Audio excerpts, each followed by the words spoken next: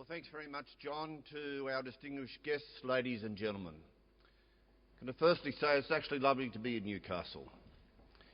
And as the Mayor John Tate said, the Newcastle of the 21st century is entirely different to the Newcastle of the 20th century. And I know that more than anyone because it was in the 1970s that my father was sent here to actually close on behalf of the New South Wales Government the state dockyards. Over the last 10 to 15 years, we've also seen the steel industry disappear from Newcastle. Just like the tourism industry has confronted many challenges over the last decade, so has Newcastle. And just like the tourism industry is strong today for confronting those challenges, just as this conference will, so is Newcastle today a stronger community because of those challenges that it confronted. And this centre actually brings together my portfolio of responsibilities. Some people say resources and energy and tourism is a strange mix, but just think about it here in Newcastle. Newcastle is part of the key resource export chain of Australia. Those resources across a variety of opportunities, be it iron ore, LNG, uranium, coal, copper, thorium or whatever, present Australia a wonderful opportunity in the 21st century. But we can't put all our eggs in one basket. It's also about a diversity of employment opportunities in Australia. Resources represent windfall gains for the Australian economy. In construction, they represent a lot of jobs. But in production, they actually represent a small number of jobs. Yes, the great majority of those jobs are in regional Australia.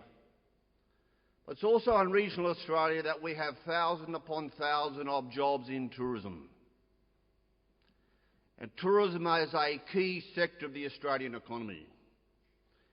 And one of our failures in the past is actually to reinforce to the Australian community and governments of all political persuasions that key sector of the Australian economy, tourism, is the key to our future in the service sector in the 21st century. If you've got any doubts about that, just think about this. Think about your own backyard here, those locals who come from Newcastle. Last year, tourism alone was worth $1.34 billion to the Hunter region alone. That's out of a national figure of $23 billion in 2007, hopefully a figure that will grow to $24 billion in 2008. We had 5.6 million visitors from overseas last year, and hopefully that will grow to 5.9 million visitors in 2008. That effectively means that tourism is creating a lot of jobs in Australia. It's also creating a lot of jobs in regional Australia. It also means you have additional responsibility as part of a key government challenge to actually assist in reducing Indigenous social disadvantage in Australia. And I hope it's one of the issues discussed today, trying to work out how we help to solve some of our labour force problems by engaging the Indigenous community, just like the resources in any sectors of my portfolio of responsibilities must also do the same, so as to also insist in overcoming one of the biggest problems in Australia, not just skill shortages, but an actual shortage in terms of a supply of labour in Australia. But having dealt with that, can I say, yes, this conference is about the challenges of the future. But it's also about the tourism industry grasping the opportunities of the future. And we have challenges for at the moment in places such as Japan and Korea, our traditional markets, and I will work with industry and also encourage Tourism Australia in actually going through its process to now to select a new marketing and creative agency to actually get the international message right. Clearly, Tourism Australia's advertising program, for example, Where the Bloody Hell You Are, was a failure in Japan. And they've had to reorientate it. It's the responsibility of the board to actually now get it right.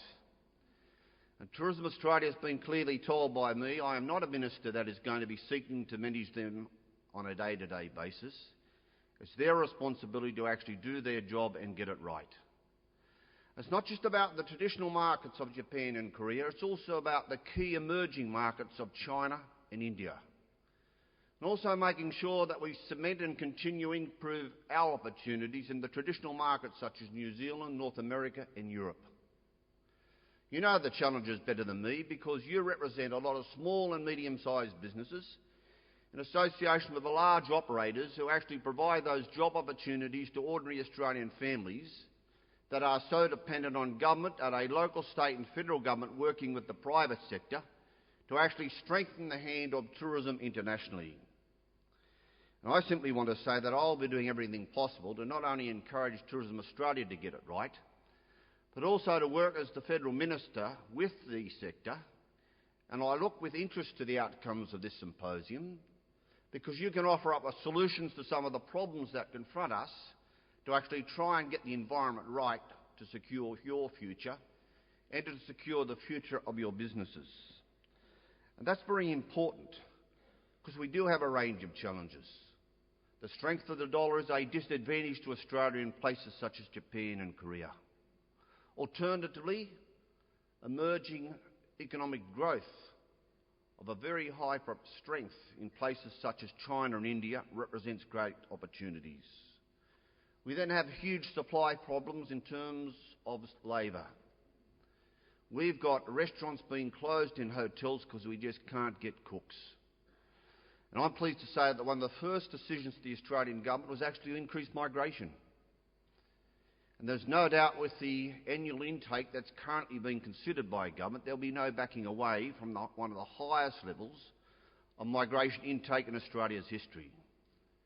And just like tourism has not been a political football for some years, I just hope migration doesn't become a political football, because we don't need those ugly debates that we saw around issues such as Tampa. Migration has been good to Australia. My own electorate represents people from 140 different countries. And they are now, yet again as they were after the Second World War, part of building a new modern Australia in the 21st century. And it's our responsibility to confront these debates to also solve our own economic problems at home. I'm also pleased to say, as Matt Brown said, that there's a strong government commitment to actually trying to work out how we improve the quality of service that we provide as an industry to tourists both domestically and internationally. And I'm pleased to see a willingness by, for example, the New South Wales government to actually pursue the prosecution of rogue operators, to actually make an example of them and to drive them out of industry.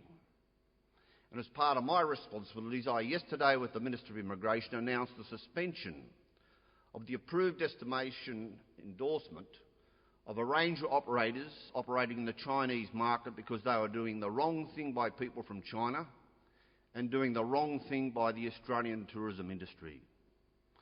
So for that very reason, in recent times I've been consulting the industry about a national accreditation process. It will be of a voluntary nature. It will be worked out in association with your industry, and it will be your responsibility to actually embrace it as a statement of quality. Those who choose not to embrace it will have to operate in a market against those who choose to embrace it, and we will do everything we can to actually promote it and encourage its acceptance both domestically and internationally.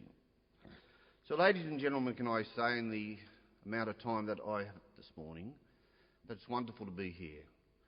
I also say to ATEC, thanks for a job done, well done. You treated me well as the Shadow Minister, and you've given me a great opportunity as the Minister to actually work with your industry to try and make sure that together we can increase tourism opportunities both domestically and internationally in Australia. I simply say to you in conclusion, yes, look at the future, but perhaps more importantly, grasp the future. Because Australia is a wonderful opportunity to grow small and medium-sized businesses in a vital sector of the Australian economy. The key service sector of the Australian economy, the tourism sector.